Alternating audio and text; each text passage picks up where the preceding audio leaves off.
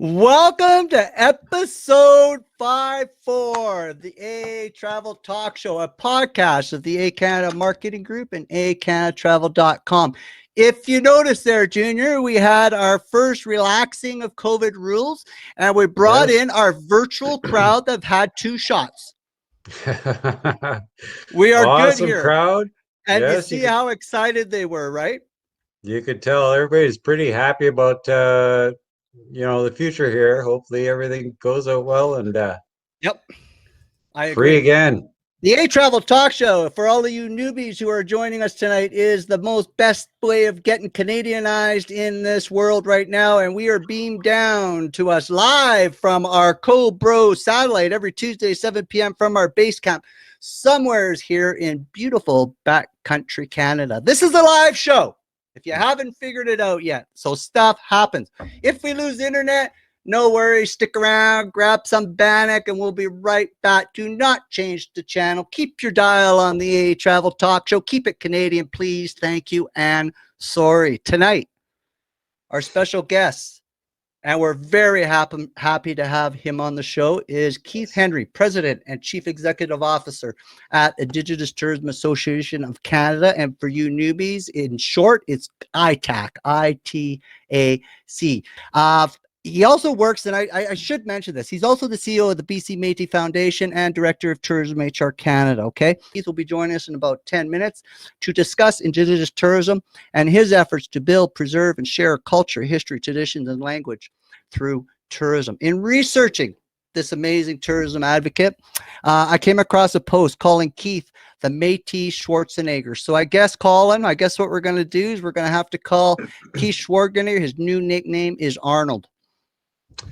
I think so. It sounds good. Now, I saw it on his post. There's a couple going Métis Schwarzenegger, and I love that. I think that's perfect, and all of you should know where that goes. So now, more than ever, his team of Indigenous Avengers are in a battle of a lifetime, preserving Indigenous tourism. And we're going to talk tourism today, and we're going to delve deep. So we are going to talk about something very important to us and also very important to Arnold. Sorry, that cracks me up. I'm sure he's probably laughing a little bit now too. Yes. My name is Greg Gerard, this dashing brother of broderism. Beside me is the keeper of the code, my brother, my partner, my best friend, Colin Gerard. Say hi, Col. That'll be me. Hello, folks. Thanks for coming out, and I hope you enjoy the show. Yes, together we are nicknamed by our viewers, our followers, our advertisers, and our clients across this country. They have proudly nicknamed us the Brothers of Tourism. It's stuck, it's sticking, and we aren't going anywhere. And we celebrate broism at its best. You get it called broism, brother of tourism. It's pretty much hard not to get because we inject it in everything. I know. Well, I just thought in case you were new to the show too, right? Is there a guest out there that knows we're not brothers? Exactly. For you newbies to the show, here's the lowdown, hoedown, touchdown, downtown version of 2021. So far, we are the Co-Bro owners of Canada's award-winning content-driven travel website, ehCanadaTravel.com, voted Best Canadian Adventure Vacation Planner 2021, Lux Life International Tourism Awards. We operate an award-winning blog called Two Brothers, 2 Feet, 2 Curious, 2 Canadian. January this year, it was ranked 23rd in the top 1,000 global travel bloggers by Global Rise.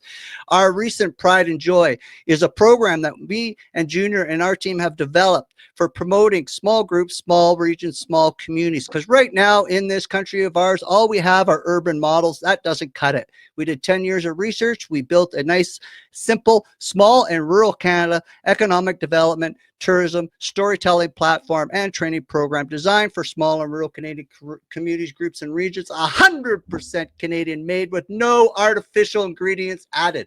In March 2021, and we're going to boast about this because we're proud about this. In March 2021, our Experience Community Program won Canada Prestige Award for the best marketing program in this country. Wow. Yeah. That's huge. Top it off, in March 2021, we went one step even better. We won the 2021 BC Economic Development Association Award for Best Community Project Award under 20,000 population. Hiya! Right? That's exciting. Also huge. It is huge. And we're doing our best. We're the new kids on the block. We're loud, we're brash, we say what it's like, and we believe in Canadian tourism on all fronts. And we don't believe we're getting a good stick in this game. We don't believe we're getting a voice in this game. And it's a lot out there happening. Every community group should look into this first market. So tonight, guess what? We are going to talk Indigenous tourism tonight.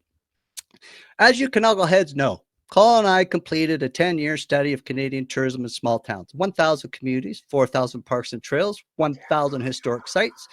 And here are some of our favorite that we went to of the Indigenous tourism realm. One, we enjoyed driving the Great Spirit Trail of Indigenous experiences on Manitoulin Island, Ontario. Fantastic. Yeah. If you haven't done it, you should do it. Manitoulin Island was awesome. Unbelievable. It was absolutely beautiful, right? We went into the Head Smashed in Buffalo Jump. Most people who go down that way near Fort Macleod will go to that. We highly suggest it. And if you don't go, there's a big part of history there that you need to know on how things were a long time ago. And it's a really, really beautifully well-presented interpretation center. One that I think doesn't get enough cred call is that Museum of Northern British Columbia in Prince Rupert, BC. Remember that? That's where we bought Mom those Indigenous earrings and that Indigenous ring. Yes. By the way, to the people of North British Columbia and Prince Rupert, BC, my mother loves her jewelry and she won't take it off. Absolutely. So there you go. Pat off the back to you. That was phenomenal. And they celebrate the, it was. And the nice thing is, which is really cool, right? It's in a large cedar wood longhouse. Yeah. Right? Right? Yeah. And one of the photos we used to honor and to tell people that Keith Henry is coming on the show is actually the 3 totem poles in front of that museum.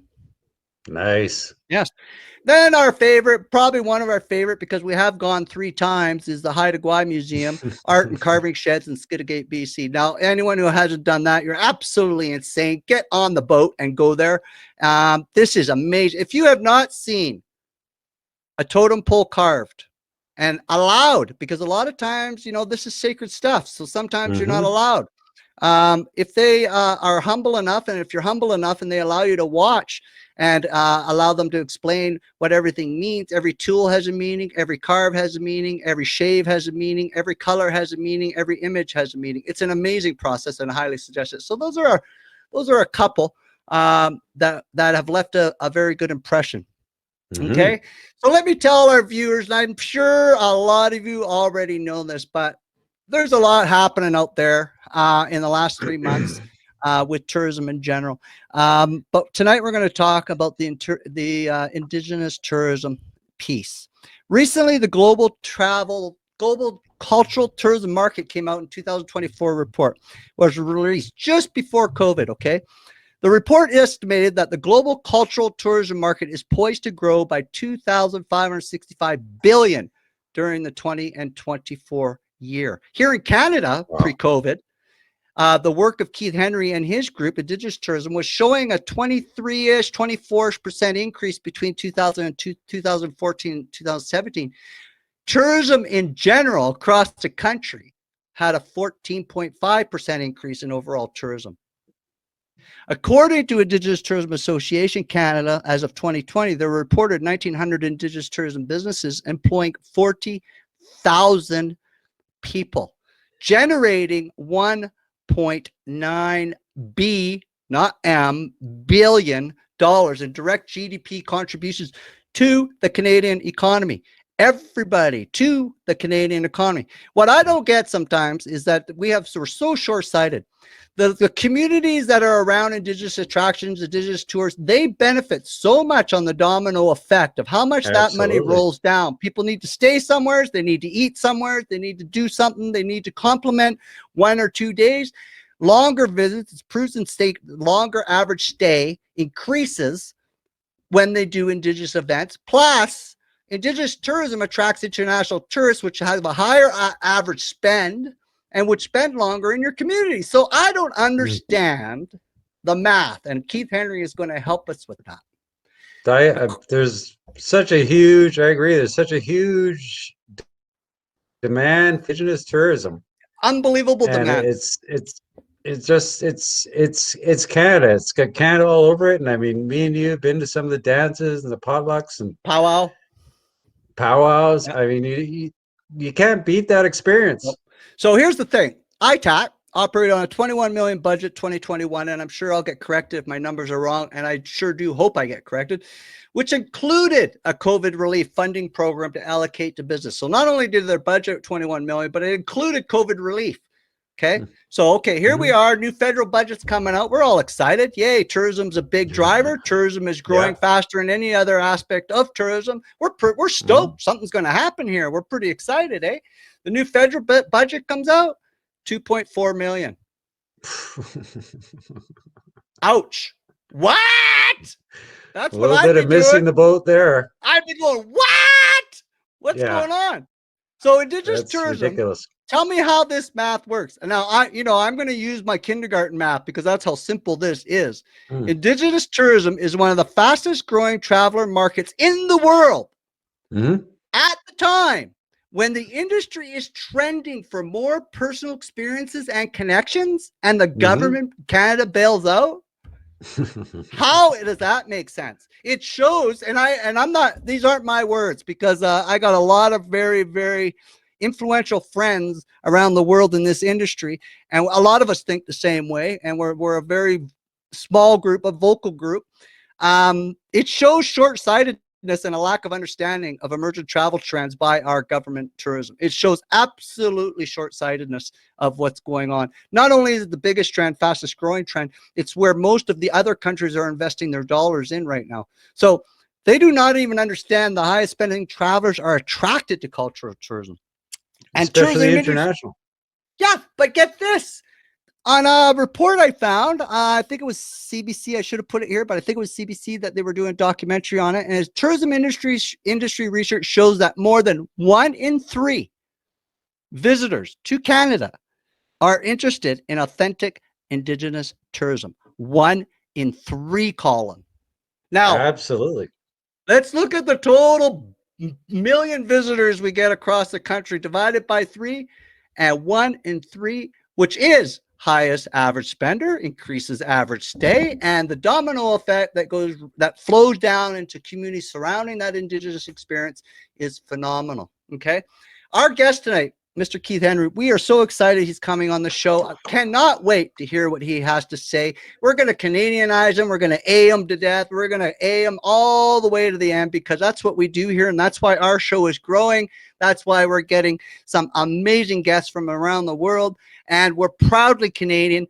On all fronts, we're proudly Canadian. Our guest is quoted as saying, "It is a shame and a pity that we're falling behind. It will be nearly impossible to get back on top after this giant step back, which is the equivalent of losing 30 years of progress and development." That's how big of a kick that we have just given the fastest growing tourism sector in the world. Wow. That says a lot. Yeah. So we're going to talk Indigenous tourism recovery strategy and a lack of strategic investment for Indigenous tourism in Canada with our guest tonight, Keith Henry. Let me tell you a little bit about this amazing advocate. And I personally, we had a little bit of time in our virtual green room while Keith was munching on some bannock, and we had a good opportunity to talk with him and get to know him a bit. I do hope it's not the first and the last time that we get some good quality time with the man. He's an adventure outdoorsman. He loves the outdoors. Well, that scores points with us because we're pretty much anything with dirt, grind, and water, we're in, and we'll go slosh in it. So we're really happy. So Keith here, he began his career, and again, Keith, when you come on, correct me if I'm wrong. Keith began his career in 1995 as a teacher. Later on, Keith acted as a consultant with provincial and federal government agencies for various Indigenous nonprofits. His career kept growing. Keith has become an Indigenous cultural tourism leader around the world, receiving international recognition as the former CEO of Indigenous Tourism British Columbia, Canada, and as the current CEO of Indigenous Tourism of Canada. He is the president and the CEO of the BC Métis Foundation and director of Tourism HR Canada. And our favorite, Mr. Keith Henry, is the president, chief honcho of Indigenous Tourism Association of Canada. And for all of you who aren't familiar with the Indigenous Tourism Association of Canada, it's ITAC. Search it, follow it, and share it. They are a consortium of over 20 or more Indigenous tourism industry organizations and government representatives from across Canada. And I am sure that number has grown. I know it's grown by 2A Travel Brothers. And we're not part of it. So we're honorary now. We're self-inflicted honoraries, right? We're crashing the party. We're crashing the party. We're crashing that tourism party. So again, we are Greg and Colin, the Brothers of Tourism. We're pretty stoked to have our guest on the show. So let's put our virtual hands together. Let's put them together real loud. And let's bring Mr. Keith Henry back on to our stage. Welcome to the show, Keith Henry. Yeah. Well, good evening, and thanks for having me on. It's quite the introduction there. I've enjoyed the show. Excellent. That's what we're all about. Entertainment and tourism. So if we can, and put a little Canadian slice of bread in there too, because that's just the way it has to be out here in Canada land. So Keith, we know a little bit more about you because we take an interest in your goals and your mission. But maybe for some people who have been living in a cave or under a rock, maybe you could let them know a little bit about who Keith Henry is and ITAC.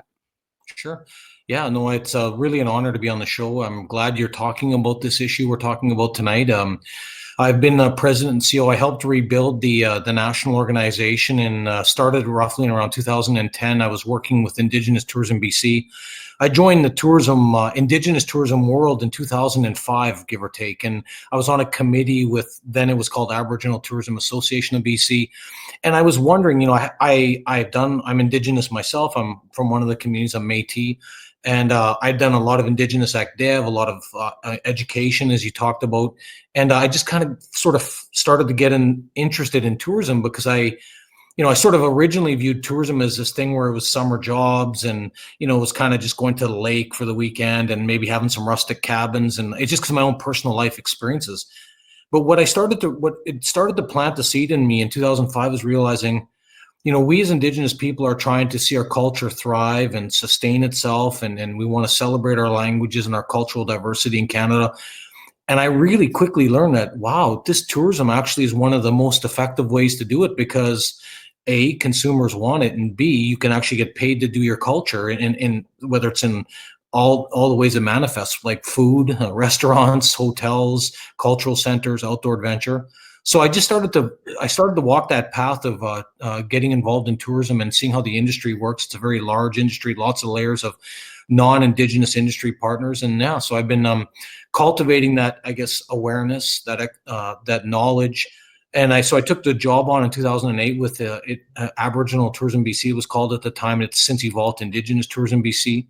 I held that post till 2015, and I was concurrently trying to build the national organization because we could see in BC at the time we didn't have a national voice. I mean, there's non-Indigenous sector voices, but there was no one talking about Indigenous issues and how Indigenous tourism businesses build, whether it's marketing, development, raising money, access to capital, federal legislation like employment insurance issues for staff. They're very different for many Indigenous communities where there's things like the Indian Act and other things that we're dealing with in Canada. So we recognized with a bunch of our sort of industry bodies, there was at that time in 2008 when I took the job and I started to cultivate relationships across the country, very few provincial organizations like what we had in BC with Indigenous Tourism BC. So we started to pull together partners and Indigenous leaders. We saw champions in every province and territory and said, listen, we need to build this. So anyways, over that time, I was concurrently working with BC. The board was very supportive. And we started to build a national organization. By 2015, we had developed the governance, the initial bylaws, initial strategy, and we launched it. And I've held that post trying to build ever since. And I have to be honest, until recently, this last month, it's been a dream calling for me because I'm passionate about it. I love the work I do. I get to help promote culture. We see jobs being created. In the last 5 years, we had just about 500 new business startups in this country, all Indigenous owned and operated. You brought up a really good point. People think we do this because of the politics, right? Because this federal government talks about reconciliation, and those agendas are important. I take nothing away from that. But the beauty of this is it's consumer demanded. What internationally and domestically, Canadians are thirsting to understand Indigenous people, and you can't just drive up to the local Indigenous, if it's a First Nation, a band office, and say, "Here, give me the 101 of the culture here." Yep. We do that through our tourism businesses. That's exactly how we integrate people. You know, when schools want to learn about the local Indigenous communities and the history in the area, they go to the cultural centers. Well, that's part of our tourism business inventory. If they want to bring in artisans, well, those are part of our Indigenous tourism business world, right? Mm-hmm. So we've been really seeing such a, as this has evolved, I've seen almost what was happening is I saw so many First Nation, Métis, and Inuit communities or leaders just really saying, wow, tourism's a legit thing. You know, it's, I didn't realize it had 40,000 people working. I didn't realize it was 1.9 billion. Like we're one of the largest we were pre-COVID, we were one of the largest economic drivers for Indigenous communities in the country. And most Indigenous leaders weren't 100% sure that they didn't realize that, you know? Like some of this is very big business. You mentioned some of your locations there in Manitoulin Island. Well, you look here in BC, if I take you to Quayout Lodge in the interior, I mean, Quayout Lodge, they were inviting guests from around the world, or Spirit Ridge with Inkameep, and they have the winery now, and the hotel, and the golf, and so it's a really big industry in not only BC and across the country. So, yeah, all that to say, it's been an honor for me. Like, I got one of the highlight for me in my life so far. I didn't set out to get awards and that, but I did get quite a few for whatever, I guess, the work that was being observed from the outside looking in. And the biggest one for me was, not too long ago, I got my honorary PhD designation from a University of Guelph out in Ontario. I didn't even know they were watching my career unfold. And it was. I haven't gone to the ceremony because I don't want to go till I can do it in person, because it's a really big deal for me. So it's nice to see that. Yeah, thank you. Yeah. But it's nice to see, because what I'm trying to do is show that there's a lot of ways we talk about economic development in Indigenous communities. You hear about the energy sector, which can be always divisive. You hear about whatever, mining, forestry, fisheries, but fisheries is now not as lucrative as it once was. Yep. But tourism is, I still believe, once we get past COVID, will be the most stable, sustainable way to help our communities grow economically into the future, and not because of politics, but because the world wants it, and it's as simple as that. It's really not, there's no magical formula. It needs to be authentic. It needs to be owned by the Indigenous people in the communities, and we can and to your point, a rising tide lifts all ships, right? We know those kind of cliche sayings. If we do this right in Canada with tourism and the industry in general, it's going to help everyone. It won't just help Indigenous operators. It'll help everyone in the sector. Yep. And it also puts us on a world stage in a whole new market segment, which we're and if anyone's done any type of traveling or any type of research, you look at the Indigenous tourism in Australia or New Zealand, and it's going really well. They've done a great job. They've just invested a whole bunch of money into it again this year. So there's a lot of opportunity, and I totally agree that the filter down. But one thing I caught in that, you says when you invite us out to Quayout Lodge. So when is that again? Well, I don't know if I said that. I mean, there's so many locations, right? I mean, you name it. Like even here, I'm in Vancouver, I'm in North Vancouver, in my apartment, where I live. And, even here with this, we got the Squatch Eyes Lodge down just on, I don't know if it's like a boutique small hotel. It started up with just to help, and the money they make goes to sustain the artisans in the facility. And they got a gallery. It's an economic food chain. They've got basically about 14 rooms for guests, and then they have a gallery that has the artisan, and they keep another floor just for artisans, and they in-house they provide living accommodations. I love this. Wow. And it's one of those stories, and they're struggling right now because the guests help pay the bills, right? And so we got to get tourism back up and running, and the sooner the better. These businesses are very vulnerable, but like I said, the positive through all this, I want hopefully people hear, is that the demand is there. And in fact, just to share one other tidbit with you, we did some market research with Insignia Marketing and research. We did consumer research across Canada last fall. And one thing COVID has done for the world, and especially Canadians, is they're starting to realize, the world it can be, it's not, sometimes we face things that are out of our control, and we should appreciate the world we live in. And there's become a consciousness now that people want open space, and they want to get back to values that respect the earth in a little different way than they hadn't really thought about. And they see Indigenous people and a lot of our ways of thinking and spirituality and practice is that they want to touch and feel that more than ever. And I think we were already growing dramatically pre-COVID. I think if we can find a way to stabilize enough businesses to come out of this, I think Indigenous tourism is going to be growing rapidly, even faster than what it was, the stats you mentioned. We were outpacing the industry already. I think we're going to especially outpace the industry if we do this right. I think you're bang on. I think I know. I think just from talking with people that for sure there's going to be a surge when this opens up. And I think the surge, and I think right now with what we're learning through the program that we've developed, we just finished it, putting it in a community here in the interior, which is about storytelling. It's about experiences, and it's winning us a lot of awards. It's actually something we should show you and see, maybe there's something there too.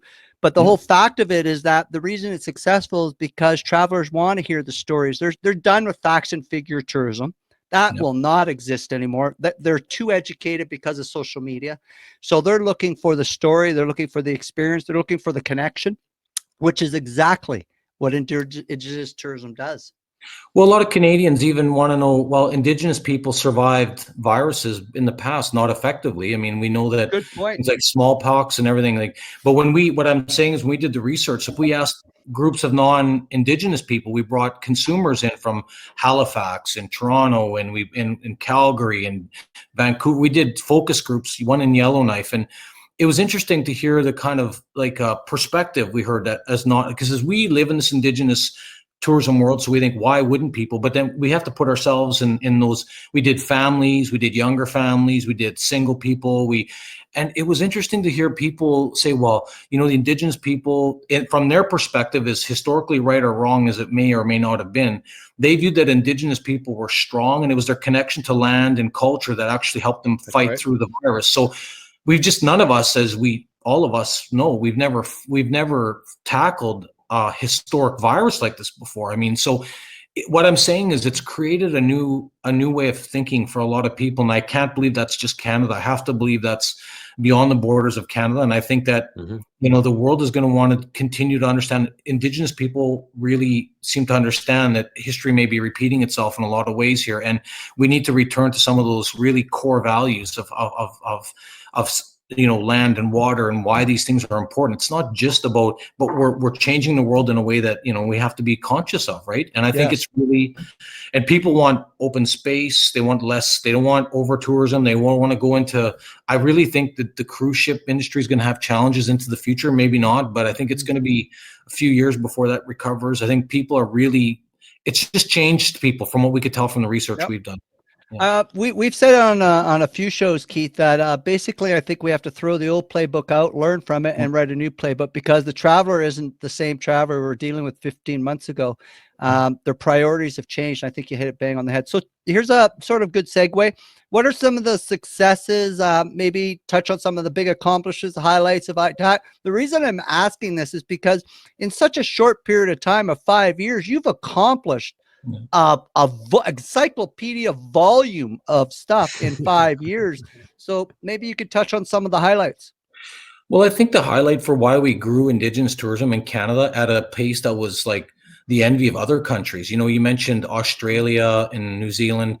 Well, they've brought us out there now, like their governments. We've been out there a few times explaining what we've done. And what I would say Canada, we did really well, and we should be proud of, is we had an Indigenous-led strategy. So ITAC is Indigenous-led. It's not we're not government. Most of our staff, like myself, are either First Nations or Métis or Inuit. We have an Indigenous board of businesses. So we really put that focus. And what we did is we set out in 2015, we implemented a strategy called the Path Forward. And it was amazing when we put that out there. All of a sudden, all the marketing organizations started to really more connect with us and started to market Indigenous tourism in a way we needed. So we started to be more on trade shows. We started to be seeing more itineraries being created. like we all know there's certain sales channels in tourism. It's not just, the problem with Indigenous tourism that I could see years ago, we just sort of, our community would get excited, our entrepreneurs would get excited, and then they would just open up a business and wonder where the customers are. Like, and we all know, tourism is a very competitive industry, and unless you're with the right tour operators and agencies and everything, it's pretty tough to get, a lot of free independent travelers. And so, which we've been spending a lot of time through that strategy, making sure we course correct how we're selling the product and the experiences.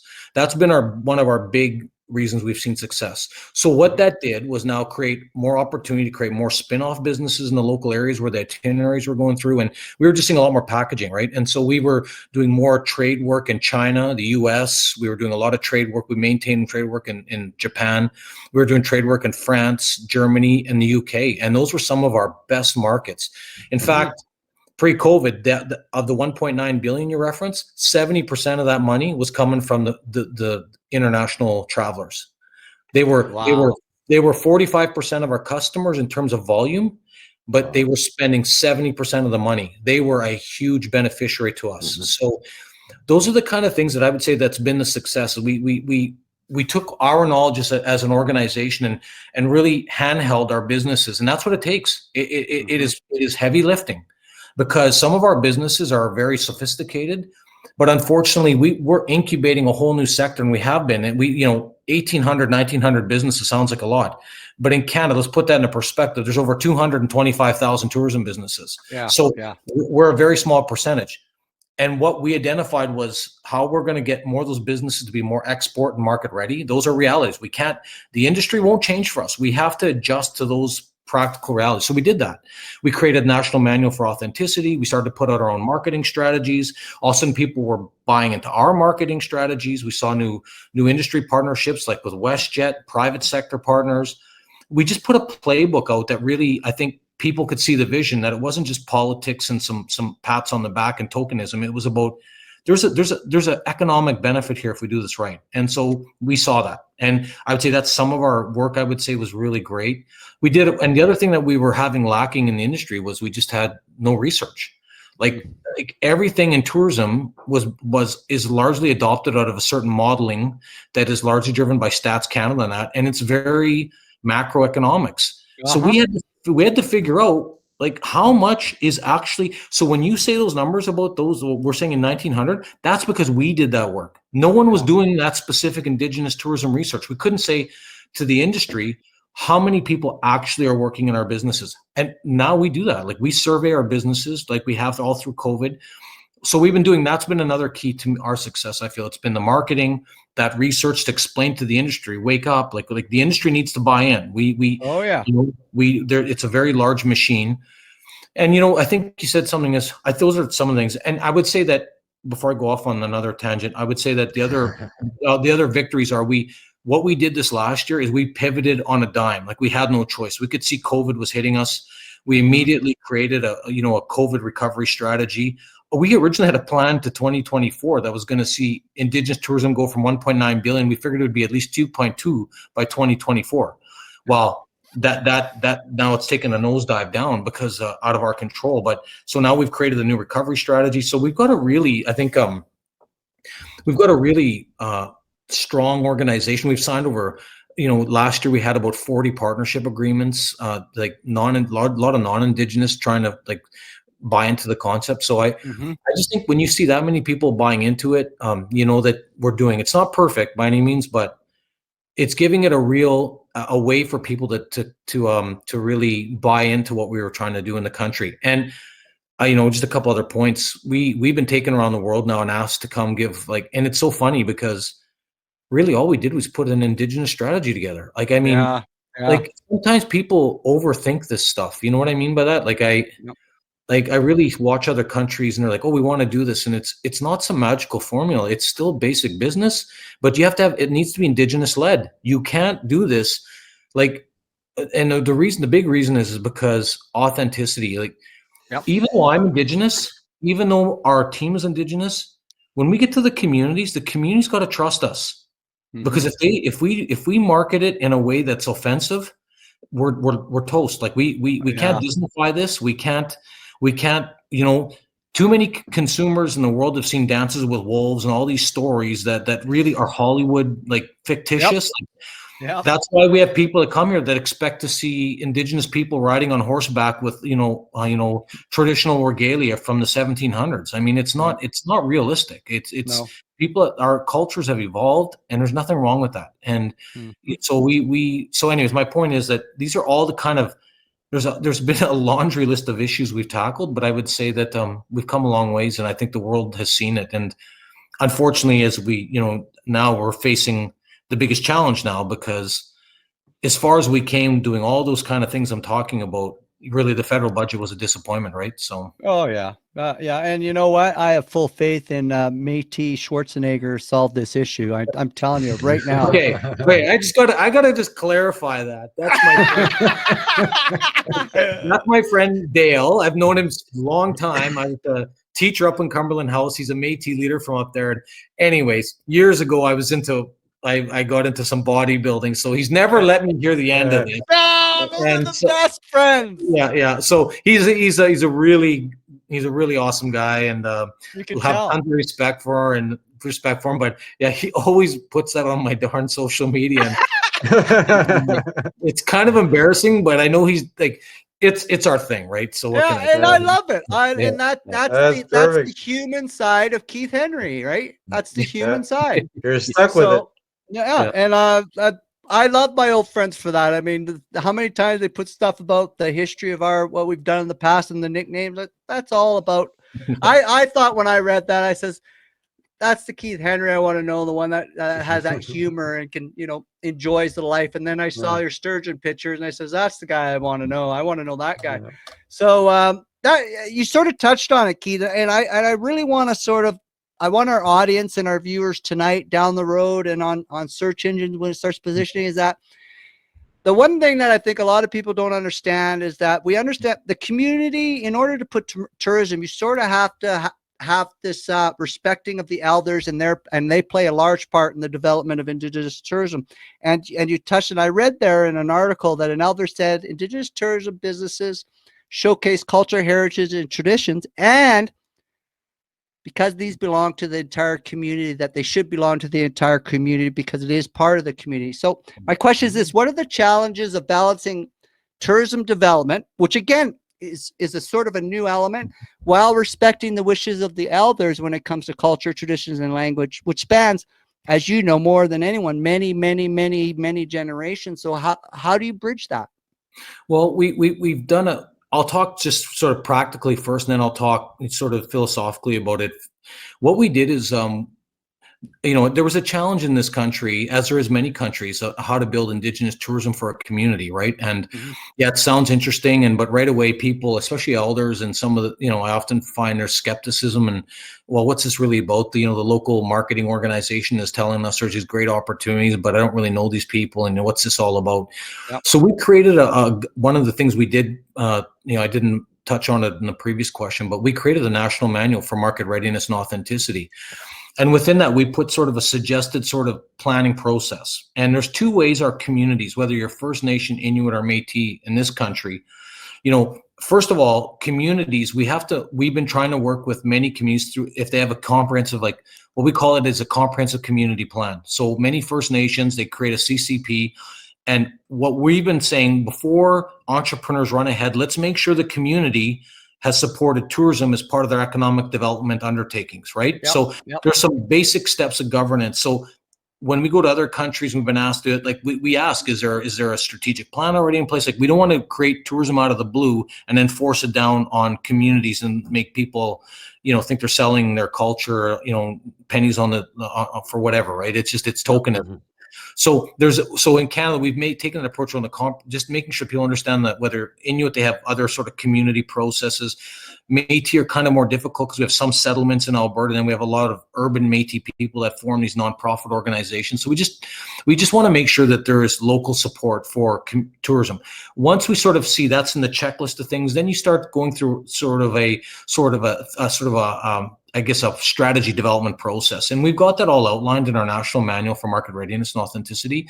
And so we provide those kind of tools out there for free. And then what happens is we get a lot of communities that say to us, well, we're thinking about it. They reach out to us or maybe one of our provincial territorial Indigenous tourism partners like Indigenous Tourism BC or whatever. And they often ask us, do you have the, consultants you can refer? And that's, we don't like to be in the middle of that, but we like to help facilitate the process with them. So it's two pieces. One is governance, and the other is then finding the right leadership or consultant, or staff they can hire to help guide them through the process.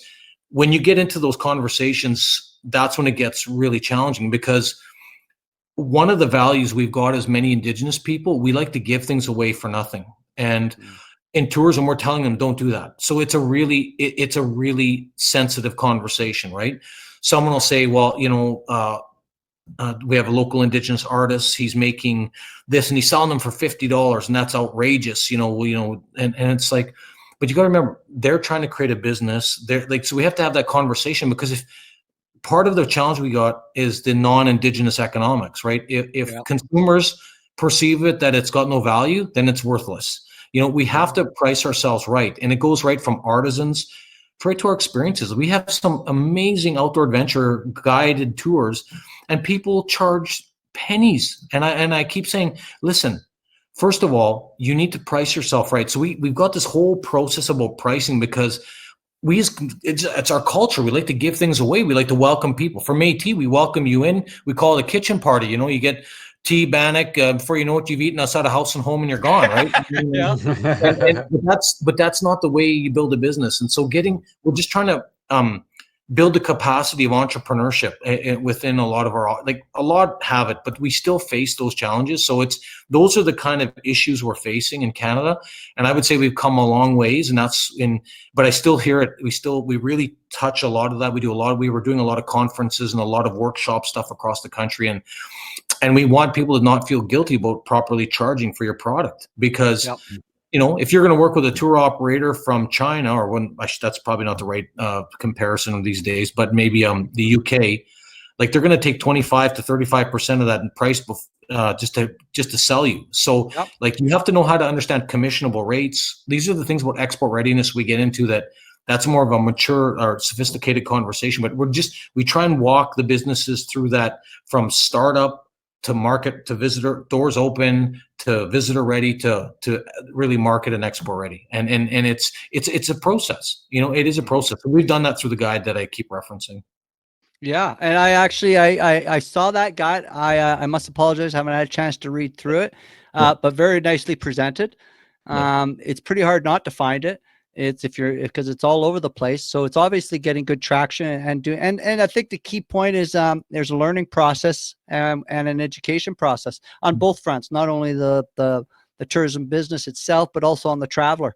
And that's where sometimes I think there is a disconnect, because trends are trending and things are changing and traveler habits are changing, and how to market the traveler and how to market the destination, that's all changing. And it's going to be amazing to watch this shuffle, because we're seeing a lot of, for us, not to put a damper on things, but we haven't been treated very well by the government tourisms either, because we're private. And we're sort of considered opposed to trying, and we've reached out on numerous occasions on it, and we're the largest privately operated tourism website. So I get that. But here's something what I think we need to talk about. Indigenous communities, there's some really good examples out there of Indigenous-led businesses. The Osoyoos Market, very well done. Haida Gwaii, very well done. Tofino, they've got some good examples there of whale watching, and then the hot pools and so forth. These are communities who, and then we have the other side of the coin, which really irks me, is we've got some really high quality wilderness communities, and maybe a little bit more remote, who don't have running water, fair food pricing, and heated homes. I mean, there's such a diverse disconnect there. And we have noticed that Canadians tend to know very little about the Indigenous history. of Canada, partly because of biased media coverage. And for you and for us, I know for us, we have a big problem on how it's very biased and inconsistent support. So how do we move forward in tourism when there are barriers in place that are playing a role in the development of Indigenous tourism? So where do you see the steps being made to move forward? Well, I think I think that why ITAC is and a body like an ITAC are so important, because you can't do tourism in a one-dimensional window. I mean, communities have to have proper infrastructure just to welcome guests, right? That's what you're getting at, right? If you're going to bring people to some of the northern remote communities, they need Wi-Fi, they need proper functioning internet, they need proper, of course, drinking water. They need to have the proper accommodation facilities. They need to have ability to provide food services, transportation. So I do see that conversation happening. I think we have a long ways to go still in Canada if we're going to develop. I mean, we have some very remote tourism. I mean, I think of, I'll just give you an example from, since you talked about the West Coast, the East Coast of Canada. So on Newfoundland, Labrador, Nain has a beautiful cultural center. It's an Inuit community on of course, north, I guess, east Canada.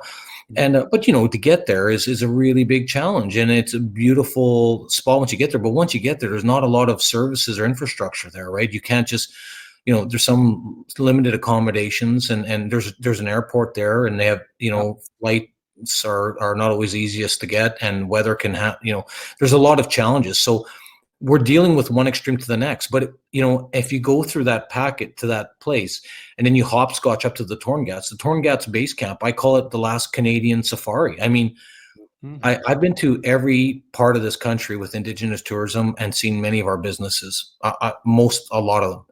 And I have to say that is still to this day my most special place I've ever been to in my life. It looks like, you see the fjords. People talk about the fjords in Finland, the massive rock cliffs, the beautiful water. There's icebergs floating by, and there is so much wildlife, polar bears everywhere. And I said, I say it was a last safari because when you get to places, and sometimes you're like, well, we may see some wildlife, we may not. And then sometimes it's 50-50. They can never guarantee it, right? The bears don't just come calling because you're standing there. I mean, that's just not the way wildlife works. But I mean, in that place, like, I couldn't believe what I was seeing. Like, I mean, everywhere. I mean, it was just incredible. And when the night came, they had it in these dome sort of. I've seen those. Are those glass ones? Well, they weren't glass. They were these other sort of formed ones. But oh my goodness, the Northern Lights and they only open for a few weeks. Like that's a once in a lifetime bucket list place, and Canadians don't even really know about it. The world doesn't quite, because they've just been the community there has been developing the package, and they've working with Parks Canada, and we've got these gems sitting there right now.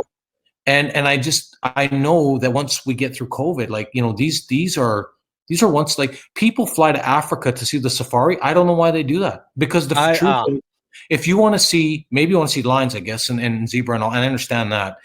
But if you want to see polar bears, like, I mean, everywhere, and whales and other animals, it blew my mind. We were literally in these boats 20 meters from polar bears, and to hear them swimming and breathing, like, that alone, that's amazing. Like, it was insane. Like, there's like thousands of polar bears in that particular region. It's a really big. So my point is, we've got these gems, and I can think of other places. It's funny because you can go to the outdoor adventure like that, to that extreme, or you can go to near Quebec City. The First Nations hotel in Wendake there. They got a hotel, they got a 5-star restaurant, they got a culture center that you can stay in, a traditional longhouse they've created for visitors. Oh, that's cool. I mean, it's one, you can go right from outdoor adventure that will, like, if you want to get your backpack and you want to have a really great, outdoor, you want lots of exercise, and it's a little more like, that's not for the faint of heart, that trip. Like, that's a trip where you're up and you're out and you're looking around. I love that. You're going over like mountains but or you can just go relax at the Wendake Hotel, the premier hotel. So I mean, it's funny when people ask me what we really have, and I just say to people, go to, you talk about our website, but really, to get a really good sense of more insight, it's destinationindigenous.ca. I think people see why we're fighting so hard to save the sector, because it took us a lot of years for communities and our industry to build this, and we can't, like, this is going to help Canada recover if we can stabilize this. This is what this is about. And for our viewers today, tomorrow, in the future, that website we just put on the screen, destinationindigenous.ca. Please take a look, and please go there and follow, like, and do all that good stuff that you hear from us every week. And that is definitely one of the things too that with Colin and I, we've traveled pretty much all this country as well. And I'll tell you something, and we say this to everyone: Canada is one of the few countries left that we have free roaming wildlife that in almost every parts of the sector of our country. So. And I agree with you. I have no idea. I cannot figure it out how we go and spend all this money and go to a beach in Hawaii when we have some of the beautiful, most best beaches in the world here. And guess what? Our beaches have hiking trails nearby. We have parks nearby. We've got all these attractions nearby. It's the same, it's the same. I'll be up there. I think a lot of it is we're not educating Canadians enough about what we have here in our backyard, and that is going to be one of the positives that are coming out of COVID. Is we are now looking into that. We are more showing a vested interest into our own Canadian geography and Canadian experiences, right? So we'll see. So question here: if with the current situation, we're just going to touch on it, and I'll let you tell how you feel about with this federal budget. I mean, when I read that, when I shared it with my world friends on what was going on here, they absolutely could not believe. I mean, I literally had emails coming in from some stakeholders in Australia, UK, Japan, and US email me and say, "What are you guys doing?" I mean, it was a blow. So with what came out, what do you see? What plans are you going to do with this sort of thing? I know you're talking with them and you're trying to work out some solutions, but do you see how this is going to pan out? Because a 2.1 million budget from 21 million ain't going to cut it. No, it was really, you touched on at the start of the show. It's been very disheartening for our whole sector. It's been interesting because we could feel the gut punch in all of our members. I mean, we have 977 actually members, yes, we say we represent all these businesses, but it's another thing for actually people to take a membership out. And so we have a very large majority of the businesses that actually are like voting members in our organization. They care about what happens.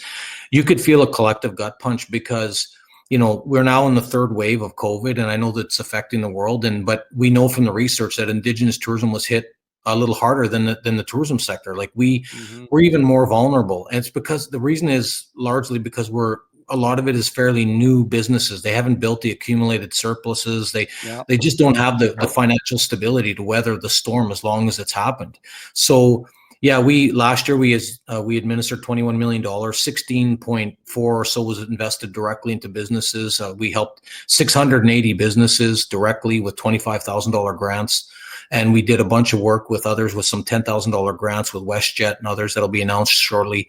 We've been just trying to keep some basic cash flow in these businesses to just try and just stabilize them a little. We're also working with a number of Aboriginal financial institutions. We have 59 of those in the country that help sort of refinance and retool where those businesses can. But our request going into the budget, the federal budget that came out for the historic spend, was $68.3 million over 4 years, and it was going to be front loaded with some stuff this year. What it means now, at 2.4 million, it was a big, it was just not what we had hoped for.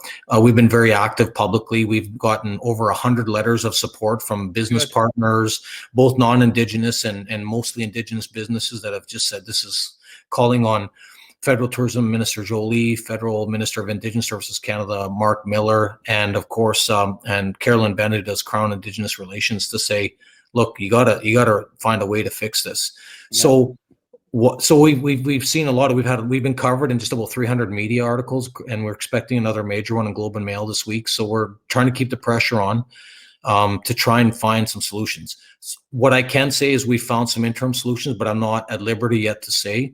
The government has started to really try and figure out some steps, but I have no confidence yet until I see something real. And so I would say that it's fair to say this government, the federal government, the staff anyways, are trying to find a way to correct this. And I appreciate that. So I don't want to jeopardize that. But what I will say is this. when we've been building Indigenous tourism in this country, as many other countries want, the first thing you have to do is provide predictable, stable investments. And we've been cobbling this together, rebuilding this. And this is why Indigenous tourism has had so many challenges. It's history repeating itself again and again. This is the fourth, just so this is the fourth iteration of a national Indigenous organization. And they've all crashed and burned because of the exact same reason: government reduced funding. And what is lost on the public is that they seem to think that the tourism industry somehow stabilizes by its own source revenue. No, it doesn't. It's recycled tax dollars. That's all that is. The governments take hotel tax and other investments, and they recycle it into a portion of that back into the industry. So we are not, as Indigenous tourism, a lot of that comes with very specific legislation that Indigenous tourism organizations simply don't qualify for. Yep. So we do call on the government to make other sort of independent. So we've been advocating for that for years, since we've been rebuilding. We said, if we don't stabilize, this is going to happen. And here we are, right? So we've been saying, so what it means right now is we've cut all programs. We have 9 Indigenous tourism partners from across the country. As of June 1st, they don't get any more money from us. And that means a few of them will probably just end up going insolvent. Our marketing programs have collapsed. We're going to do more grants, and we're going to triage a number of programs, the federal relief programs, because most of our businesses aren't qualifying. Less than 8% of our businesses have actually qualified through those programs. I know that it's a joke. It's bizarre. So we're trying to keep it's hard for me because I'm trying to be, as the president CEO, my responsibility is to keep an encouraging public face, but I also believe that we shouldn't sugarcoat and pretend there's not it's a huge storm facing us now. And we've basically said to the government behind closed doors, if we don't fix this, the industry is going to be hit even harder than it already has. And right now, we've closed 59% of those businesses in the country right now. It is 59%. We're down now. We estimate only 3,000 people are working in our industry right now. So we've lost, when I say 30 years, it's actually more than 30 years, but we're trying to keep it as general. We're doing another economic assessment with Conference Board of Canada. It is bad. And, I know we're all optimistic, and I am too, that the vaccines are coming, but it's not going to be fast enough for the summer season. We have basically lost the summer season for most of our business. I agree with you. Totally and agree. So we've been saying to the government, this is we're triaging crisis here, right? We need to put some urgency. So, I would just say that we're working our way to try and do what we can with what we can. And, we've been meeting with Destination Canada, trying to create a new marketing campaign for domestic, but even that is tough because we can't really hit the switch and go on that yet until, the truly Canada reopens all the travel. We can't even move. I can't even move to Alberta to go for a trip right now. I know. There's a lot of overlap here. I totally agree with that. Keith, before we let you go, and it's been an absolute honor to get a take on this. You are definitely ehCanada approved now, so that's a good thing. And Globe and Mail's got nothing on us, buddy. Just so you know. Yeah.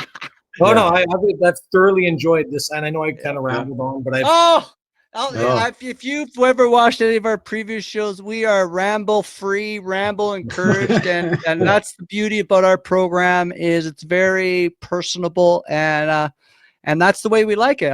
We want to know who the real Keith Henry is, and rambling is all part of the game. So no, I wouldn't even call it rambling. I think it's educating, and so thank you for that. And watch out the government, because they don't know they're taking on Arnold. Yeah, exactly. Well, and I am very. It's hard because in my role, I work for a board. Yeah. And it will be about Keith Henry, but I am passionate, and the reason I'm passionate is because, I may wear a suit today, and I may but I grew up on the land, and I grew up knowing my culture, and I grew up with grandparents that were ashamed of who they were. That's why it lights a fire in me, and so many of our people that have committed. I find I connect with so many of our entrepreneurs in our businesses because they've had that same experience. Yeah. When we talk about reconciliation in this country, this is reconciliation. What we're doing to share culture is the most effective way to reconcile the history of this country. Education in a positive way.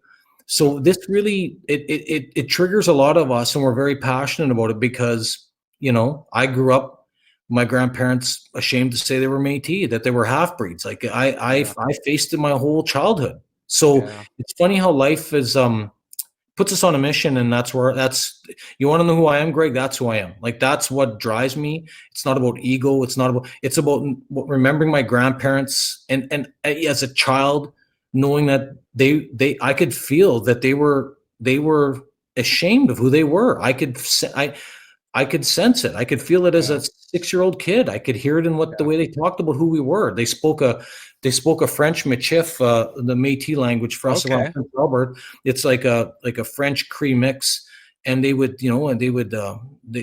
remember them talking a lot about how hard it was. So I love what I do, and I hope we can find a way through this. We're going to find a way. We're resilient, but I just hope the government can just wake up and realize this is. Like, you sent us a really bad message here on April 19th. You basically said the industry was worth investing in $1 billion. Indigenous issues were $18 billion, but Indigenous tourism got reduced by significant amount, by significant funding. Yep. And so what are we? It's a big contradiction. So we need to fix this, and we need to fix it now. I totally agree. And I'll say this, and I'll say it publicly. I'm absolutely embarrassed of what because of the work you guys have done and the education. It's a long haul. Hey, Canada tourism has had a 45-year head start.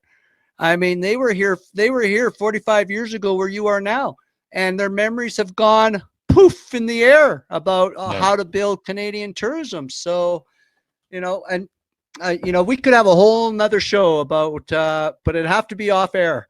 About what on a positive. Anyway, one positive thing. Just imagine, forget the money, forget the politics, forget the challenges, but imagine when borders reopen, if we can get to a place where we're actually executing the economic potential of 1 in 3 international visitors, the actual economic potential of 1 in 3 domestic visitors, because right now, tourism in 2019 to Canada, I'm sure you know this, was worth about $102 billion. We were 2% of that economic, even though that's big, what we said at 1.9 billion, we were only 2%. We have basically another 28% potential to fulfill. It's just starting. It's just starting. That's why I said, if we can just find a way to get past these bumps now and find a way to government to realize this is actually going to help with job creation and for everybody, not just us, because we don't own the airlines. People are going to have to fly to our places. They're going to have to get transportation. Right. It's a very symbiotic circle. So it's short-sighted, because that's exactly, they have to eat. They have to do things. They have to do other things besides their tourism experience. There's so much fall off. And I look at this and I'm going, how short-sighted can you be? It's growing so fast. It's such a potential industry. And like you said, it's a big part, and I'm glad you said it. It's a big part of reconciliation is by being proud of your tradition, your culture, and your language, and sharing that to the world I can't think of a better way to tell your story. Yeah. Right. So before we let you go, is there anything else you want to touch on, Keith? Well, no, not at all. I just want to say thank you for having me on the show. It's been a real pleasure. I really appreciate your comedic format in a very difficult conversation. There's a lot of issues, and I hope we would ask people that, we appreciate letters of support. I put a bunch of my social media. If people want to look, we encourage people to still do that. The government's listening. I think if we can keep the momentum going, that we might get there.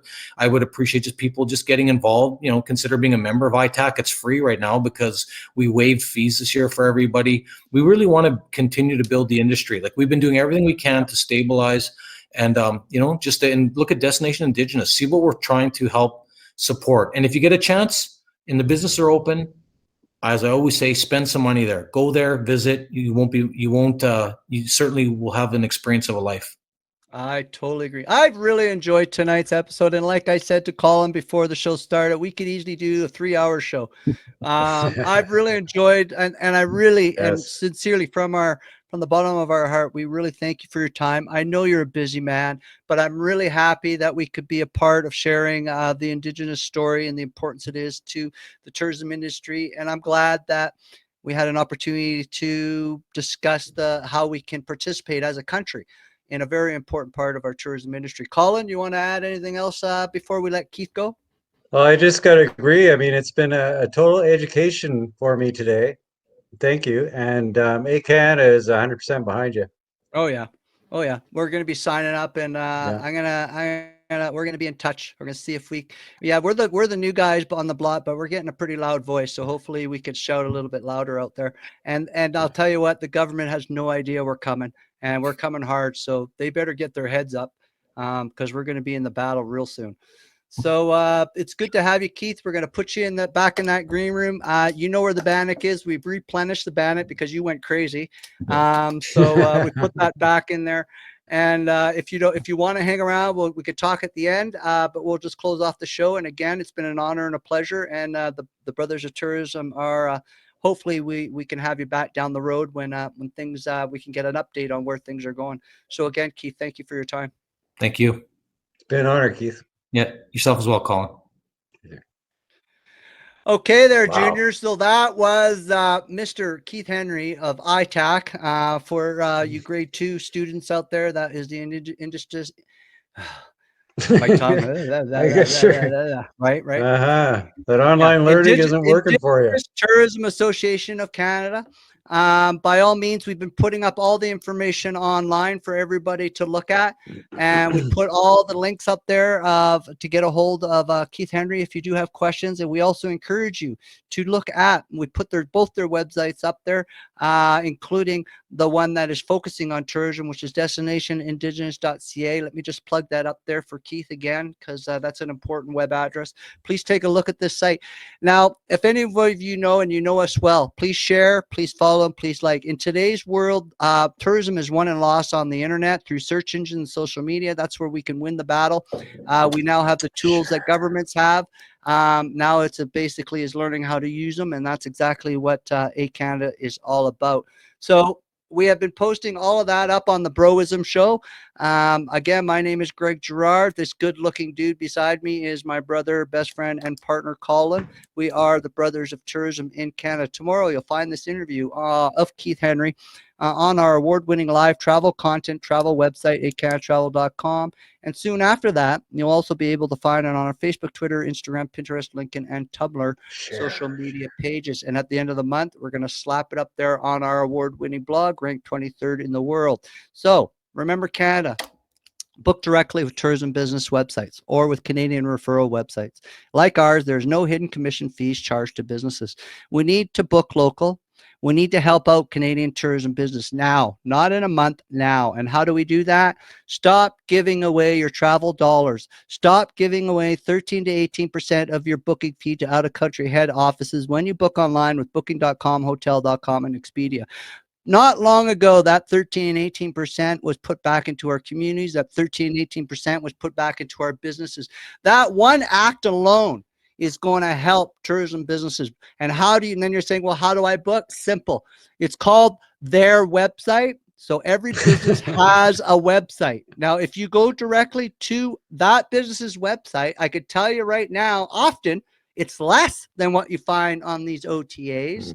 And secondly, 13 to 18% commission doesn't fly off the handle and go to a office that is not in Canada. Because I don't know about you, Colin, I have not seen one of our dollars spent by Expedia marketing a trip to Canada. I don't know about you, but I have not seen that ad yet. Have you? Have you seen that one?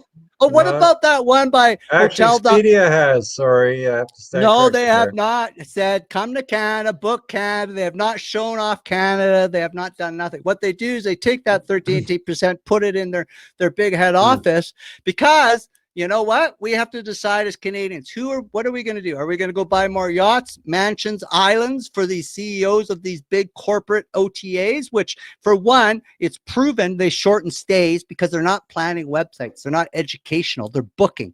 They don't do a thing to extend a stay in a community. This is important. When you book directly with the tourism business, not only are you giving them back that money, but that money used to buy the uniforms for your child's baseball team. That money used to sponsor events. That money cleaned up your community parks and trails. So most importantly, we have to help Canadian tourism businesses right now by when travel opens up, you book directly, because that helps them pay their mortgage, that helps them pay their lease. And most importantly, people, Canadians, we know you love Canadian businesses. Canadians, what you're doing is you're putting food on the table of Canadian families struggling in a tourism industry. You add up 13% over a year or 18% of these commission fees over the year, you are doing a huge service to the Canadian business. So again, we're going to say this until you're deaf in the ears. Where you book makes a difference. Book direct. Okay. So Junior, you're going to close this out? Yeah, I was just gonna say, you know what also gets me about that is this 18% that gets sent out of the country.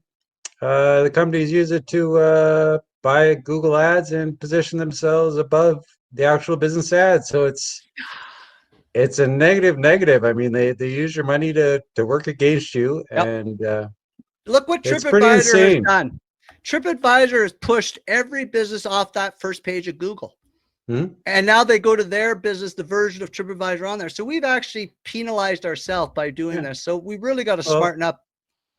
You used to be able to search your business and you'd come up first, if not the first 2 or 3 listings. Now you search your business and you're on the 2nd or 3rd page.